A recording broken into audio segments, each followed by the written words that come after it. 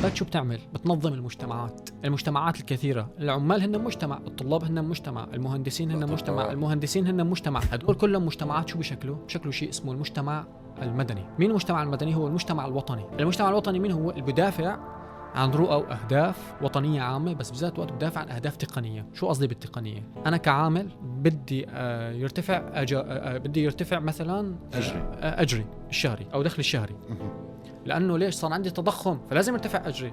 بس ما ترتفع لي أجري تضحك علي فيها. حلو، كعامل كيف فيني حصله؟ بالنقابة. مركزية النقابة هون يا بتطالع بيان يا بتتواصل مع السلطات الموجودة إنه يا جماعة في هوة جدا كبيرة بين الدخل وبين عملية الصرف بالسوق. فهون بتتدخل النقابات وبتطلع بتمارس ضغوط على قضية الدولة وعلى وبتصير قضية، وهي القضايا ممكن تؤدي لإسقاط النظام. الثورة المصرية بلشت عن طريق نقابة العمال.